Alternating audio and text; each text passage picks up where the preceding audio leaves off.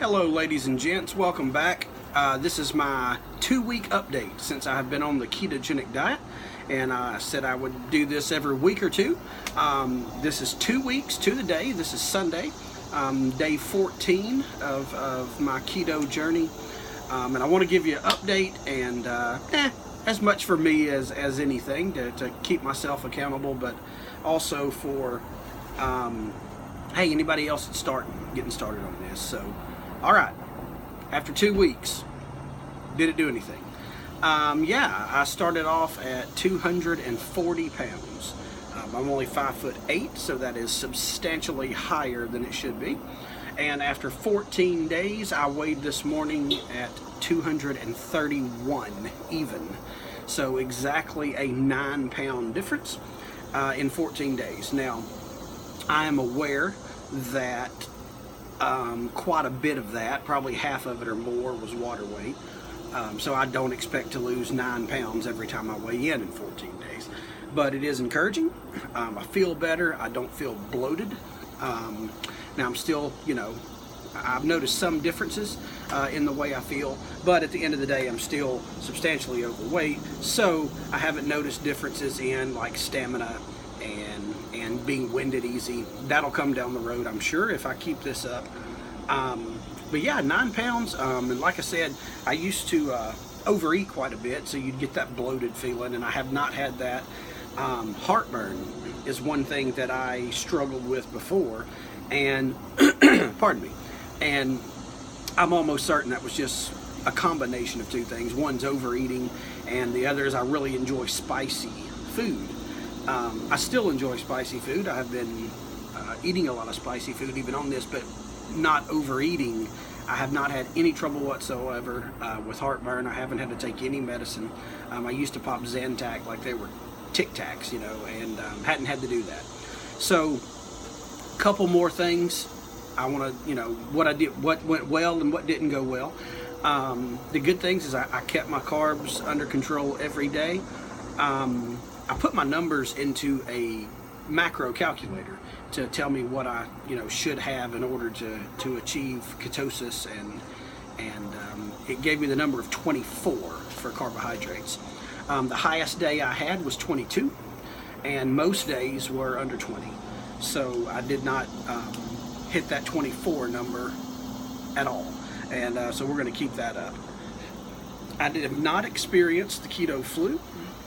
That's a good thing. A lot of people, I won't say most, but a lot of people struggle with that. So I hear. Now I did two things to prevent it. I did a lot of research before I started this, and I know that depletion of electrolytes is one of the main reasons, if not the reason, that occasionally occurs. So one is I got some Powerade Zero. It's a 0 calories, 0 sugar and carb sports drink, and for about the first week and a half, I had one of the big 32-ounce ones every day. So I tried to get some electrolytes there.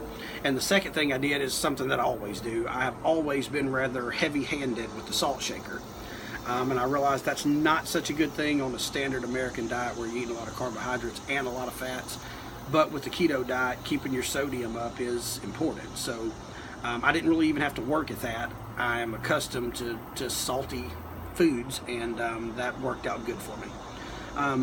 The last good thing that happened is I noticed now in the first 2 or 3 days, and I suspect this is just because fat is so calorie dense. It doesn't take a lot of fat to equal a lot of calories. A tablespoon of butter is what, it's 100 or more, just in a tablespoon of butter. But the first 3, maybe 4 days, I felt hungry pretty much all the time because I'm used to overeating. That's how I've been for the last several years. So obviously my stomach was bigger. It wasn't feeling as full.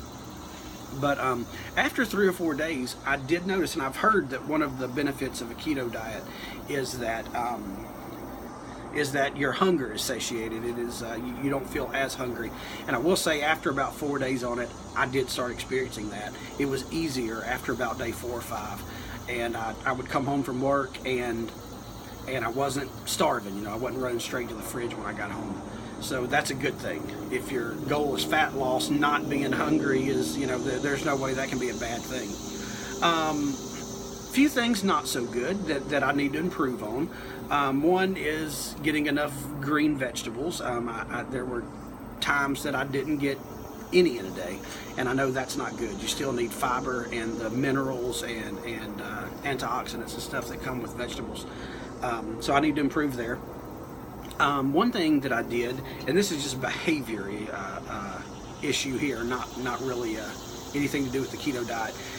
I put too much emphasis on the scale, and I weighed too often. I need to get to where I'll step on the scale maybe once a week, and once at the midway point, and then again at the 2-week update. Weighing every day or every other day is just frustrating, and I just got to get my mental state right where I don't do that. Last thing in the not so good category is I have still been drinking diet sodas. I do plan to give those up if I can. I say if I can, it's a mind over matter thing, but I have not done that yet. I still drink, I enjoy Diet Dr. Pepper, and I know aspartame is not the best thing on a ketogenic diet because I know it can have an effect on blood sugar and stuff like that. So I do plan on either severely restricting those or giving them up altogether. But I thought at first, if you just try to, nix everything you love and quit all of the stuff, that relapsing and just saying the hell with it and ordering a pizza might become more likely, and I don't want that. So I have been drinking diet sodas, and I've been drinking them daily, and even if I don't give them up totally, I definitely want to cut way back on those. And along the same lines as of too much soda is not enough water. Staying hydrated, as you all, if y'all have researched the ketogenic diet, staying hydrated is very important. Obviously, that's important anyway, but when you're upping your salt intake like that, it's a good idea to drink some water down. I have coffee every morning. Now I don't do the keto coffee. Sorry, that's not going to work for me. And I know there's a lot of ways to do this. And that Bulletproof coffee, which is actually a name brand, not just putting fat in your coffee. I was watching the Primal Edge channel, and he explained that somebody's getting a lot of good free advertising. And I realized that watching him. I'm not trying to knock him off there. And his videos are awesome, by the way, if you hadn't. Primal Edge Health, good stuff. But I need to up my water intake is the moral of all that. All right, sorry guys, I'm just kind of rambling there, and I just looked down at my notes to kind of try to keep me on track there. That's all the pros and cons. Now I will say one more thing, and this is not necessarily good or bad. This is just for something that works for me. I find that when I wake up in the morning, I do not want to eat. The thought of eating when I first get up at 6:30, it makes me nauseous. I'm not someone who has ever eaten in the morning, and that might contribute to me being overweight. It might have made it where I overeat later in the day, I don't know. But I'm not big on breakfast. I never have been. So the first 3 or 4 days, I would make myself eat breakfast, and I decided that's not going to work.